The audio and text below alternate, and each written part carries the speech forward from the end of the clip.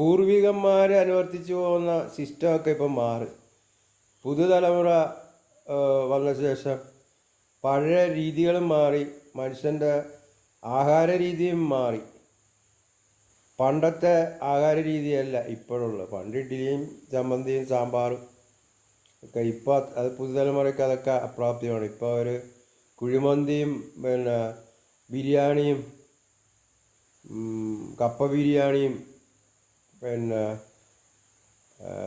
എന്താ പൊറോട്ട, ചിക്കൻ ഇത്യാദി പുതിയ ഭക്ഷണങ്ങളാണ് അവരുടെ പുതുതലമുറയുടേത്. പുതിയ പുതിയ പേരിൽ ഇവ അറിയപ്പെടുന്നു. അതോടൊപ്പം നമ്മുടെ പലവിധ ഹോട്ടലുകളിൽ നിന്ന് കഴിക്കുമ്പോൾ അവിടുത്തെ എങ്ങനെയാണ് അവിടുത്തെ ഭക്ഷണ രീതി വൃത്തിയും വെടിപ്പുള്ളതാണോ എന്നൊക്കെ നിങ്ങൾ പരിശോധിച്ചിട്ട് ഹോട്ടലുകളിലൊക്കെ കയറാവുള്ളൂ. കാരണം വൃത്തിയും വെടിപ്പില്ലാത്ത ഒരുപാട് നമ്മൾ മനസ്സിലാക്കുന്നില്ല, നമ്മൾ കൺമുമ്പിൽ കാണുന്നുണ്ട്.